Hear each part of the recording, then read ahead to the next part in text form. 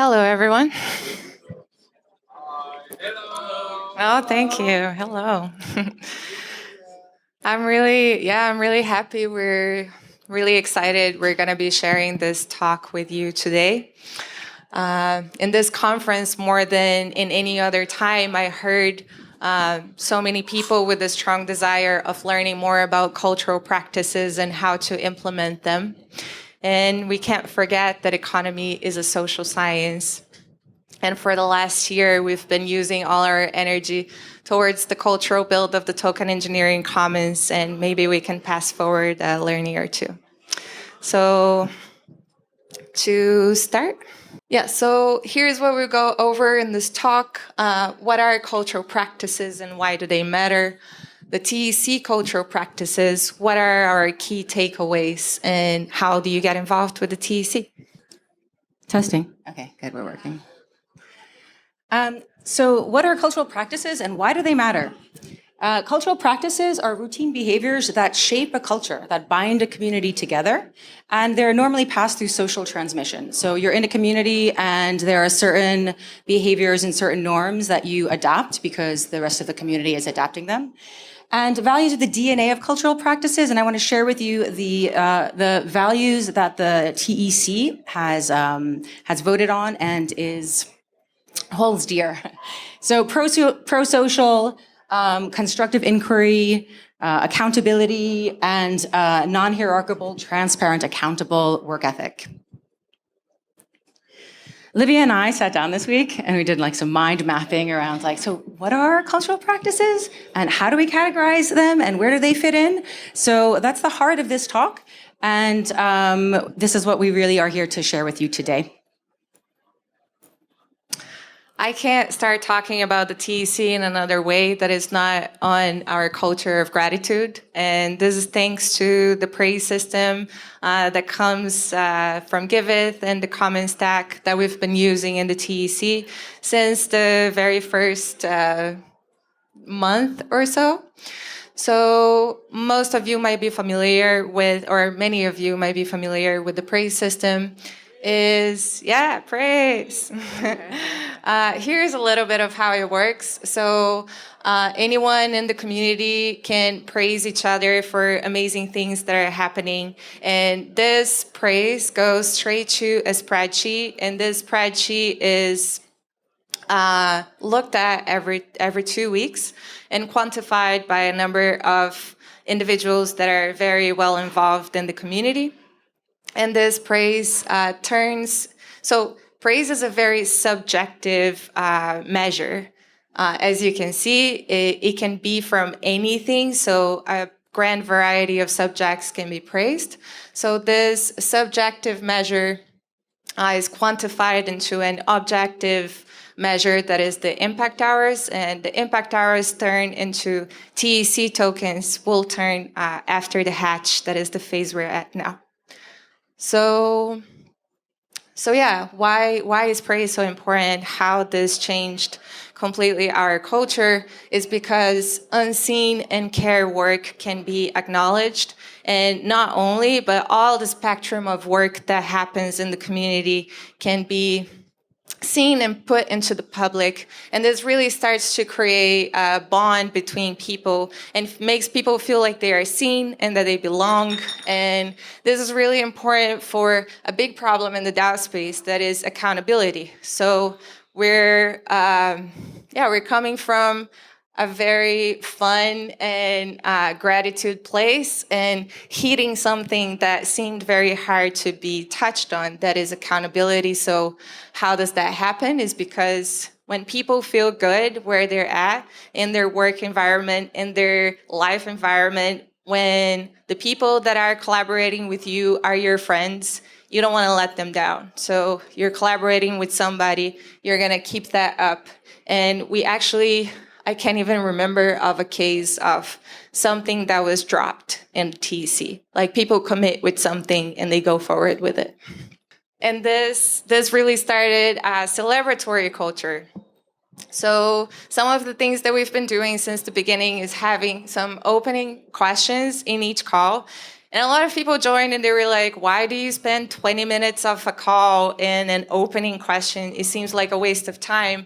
But it's actually not, because this really strengthens the relational fabric, because it fosters intimacy.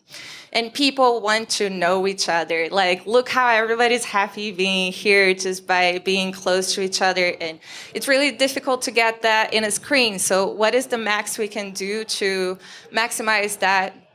And these questions, they can go from very deep subjects to very silly, like, what's your favorite food kind of thing. And that really helps to create this sense of knowing each other and feeling comfortable, and getting into vulnerable spaces that it's also not easy sometimes.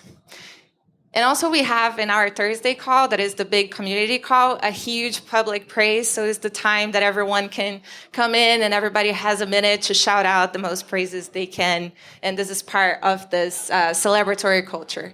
So meetings are parties. We have a groove bot. The Groove Bot is a bot that you can put any playlist on, and then it creates a space for if you want to just hack on something, if you want to just be on Discord, and someone will see that you're there with a Groovy Bot. It's like, oh, it's an open party. I'm going to join. And also, the yes culture has been very important for us.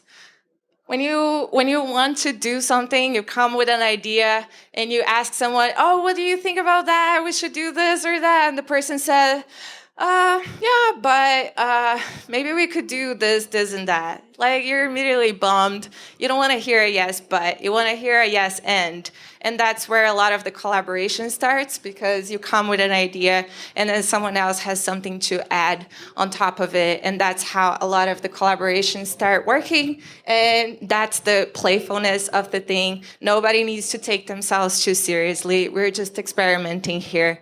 And last, but not least, we have the meme parties that are super fun.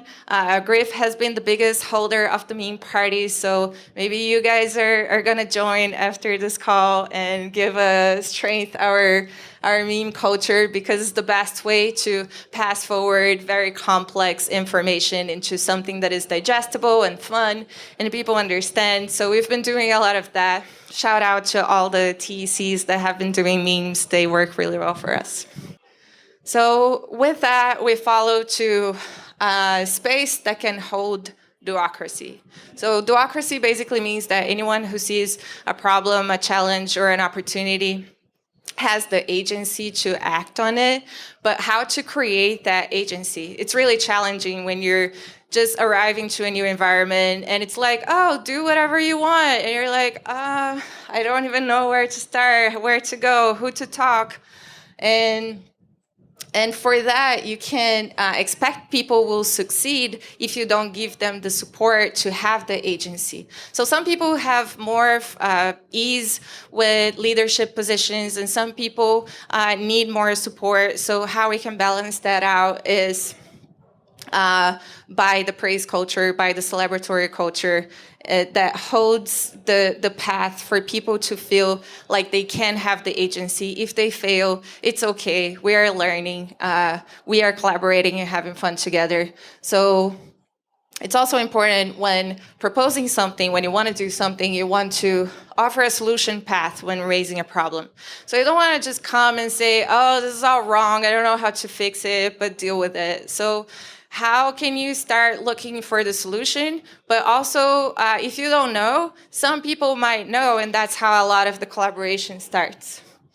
And that's creating an environment for individual agency to thrive. So it comes a lot from the culture. And then finally, advice process, because, okay, so people have a lot of this power, but then how to know that things are just not going to become immediately chaotic is we have been implemented very well, I think, the advice process. That is, if you took something to do, you should look for the people that are being affected by that decision or by that task, and who are the experts or people that could help you develop what you're doing. So you seek advice from them, and then you incorporate this advice at your own discernment and And this really helps the communication to keep flowing.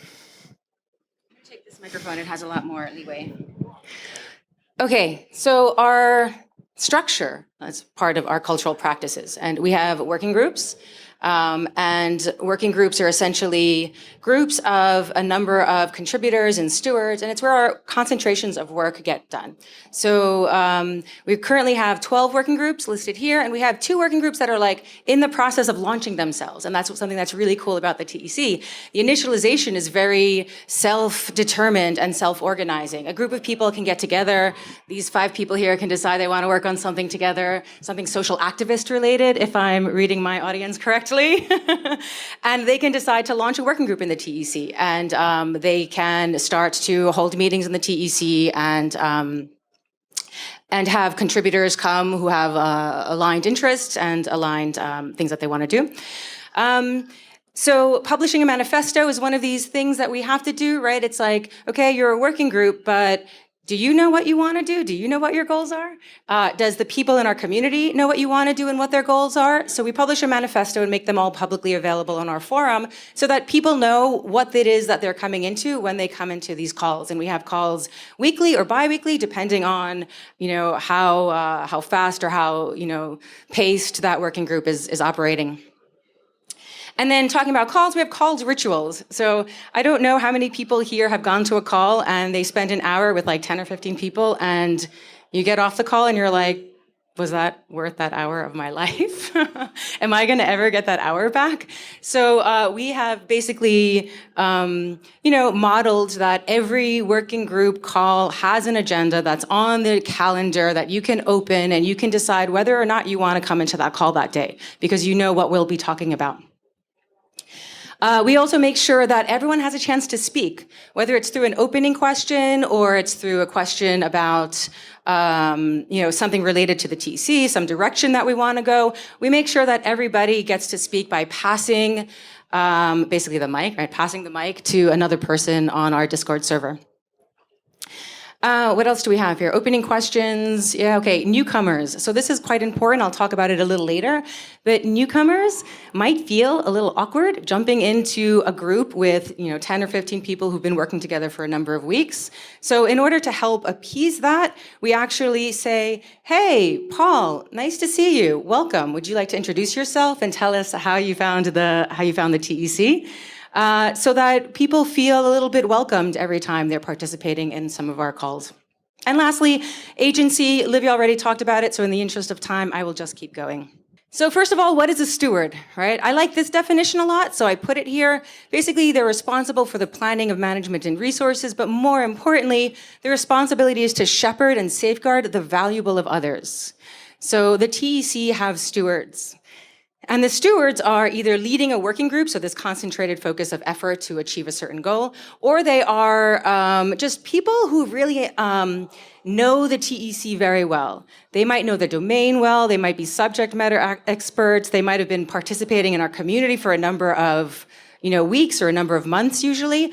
So they are stewards, they're representatives of the TEC. They are the people that are the super spreaders of our core values, of our advice process and our shared vision. When you talk to a steward, and there's a lot of them here today, here are the stewards in yellow are all here right now at ground control. Find us and talk to us. We want to talk to you.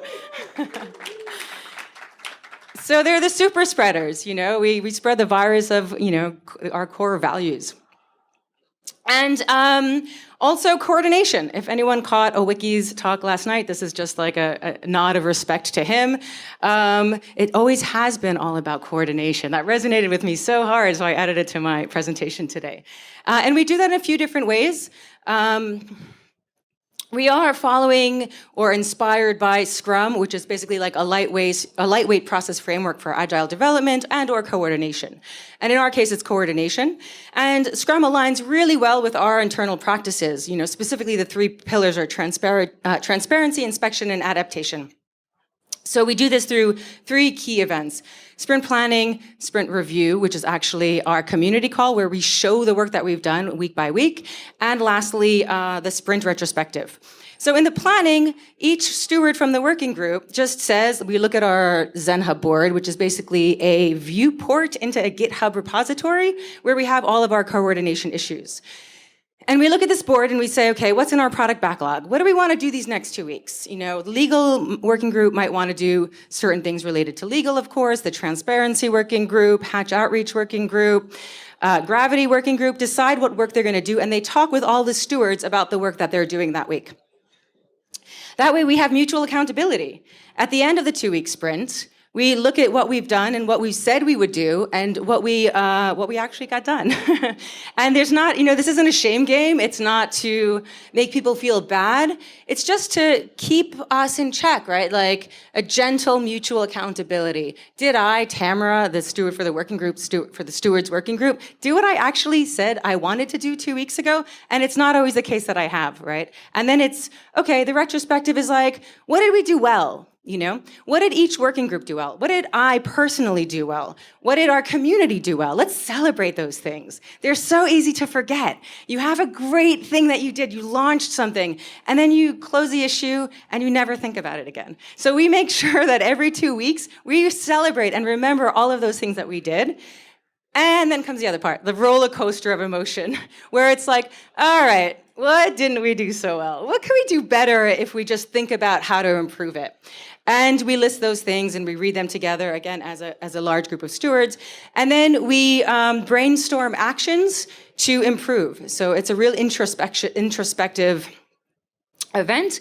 And as a team, we vote on which of those actions to bring into the next sprint. So we are continuously improving, where you don't become stagnant or trapped in a process because it's a process or it's written down somewhere. These processes are live, they're emergent, they're living, and we can change them. Well, it was really hard to put up this slide because I think it's the most complex part of what most of us are doing. Governance and culture, and how do we make decisions. So I put up a few of these points that I think have been core learnings for us. And the first one is deciding how to decide. So this GIF here, it was the first session we had with a lot of amazing token engineers to come up with the first iteration of the mission, vision, and values that we end up working on again in the future. But this session was amazing. We had so much content, and then right after that, we didn't know how to pick what was it. So we understood that we can't start anything before understanding how we make decisions. And this started in a very rudimentary way. We had only a Discord, and we thought, why not using just emojis to vote? So we started with that, emoji signal-based voting on Discord. It sounds fancy when you read like that. But then we passed to the poll voting in the forum. When we implemented this course, there was a little bit more room. So we had a simple template for proposals, and a little more of things that people could do, and a little more organized. So we still use the poll voting, but then we started using token log, that is a token weighted quadratic voting. Shout out to Wesley, who helped us a lot to make this happen. And with token log, we could make much more complex decisions, and one of them was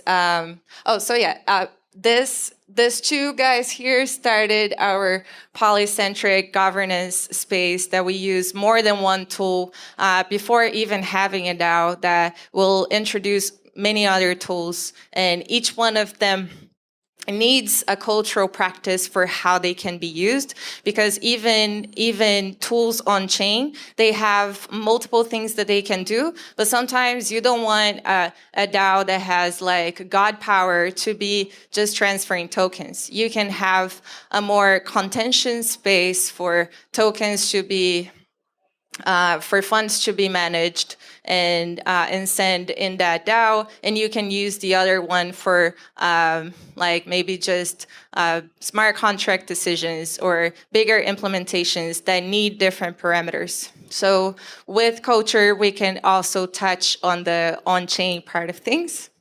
And one of the decisions that we made on token log opened a very important thing for the TEC, and I think for the governance space in general. That is your economy, your choice. It was the first time in the DAO space that we had a participatory economic design, and if you were in Griff's talk yesterday, you learned more about it. But it's really, really beautiful what we've been doing with a dashboard that introduces the visualization of the parameters to people so they can see what is that, oh, if I change this parameter, how will this affect the DAO?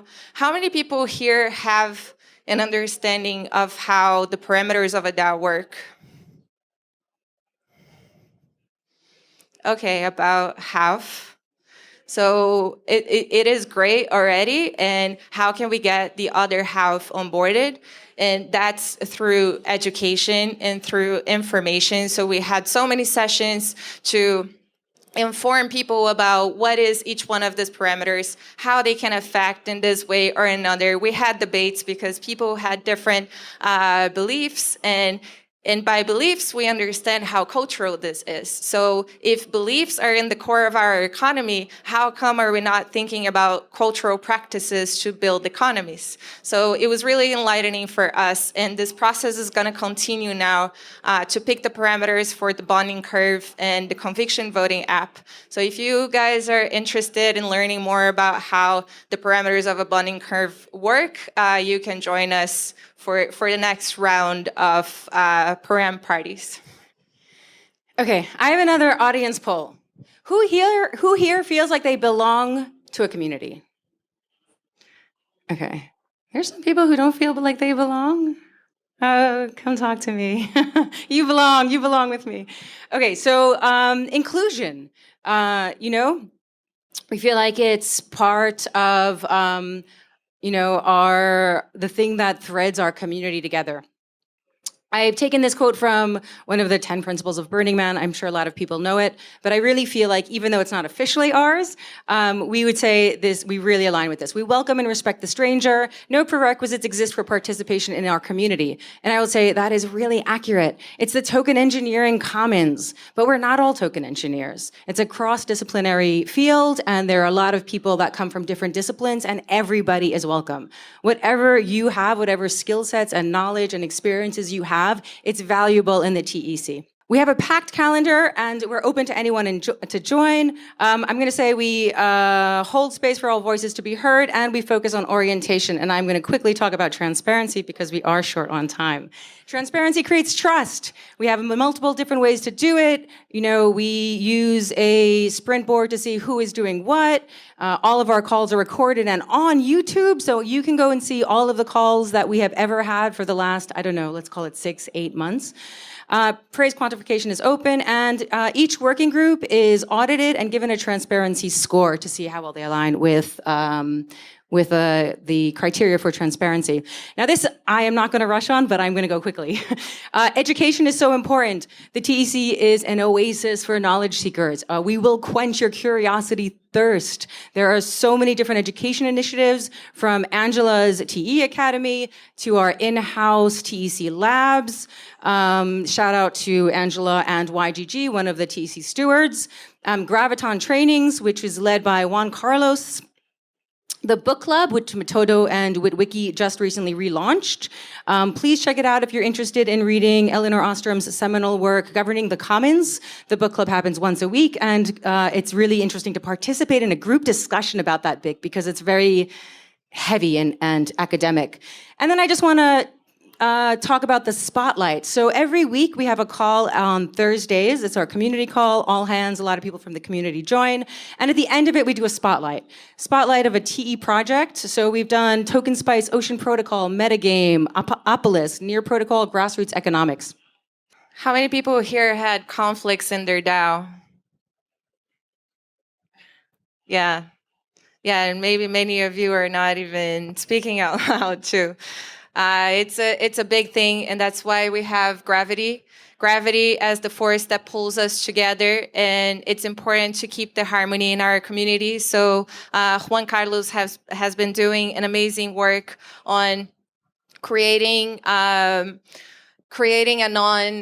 conflict management supportive environment for the TEC using nonviolent communication. And we also have Graviton training that trains people to be the harmony keepers of the community, and not only of our community, but of multiple communities, because this is a public good.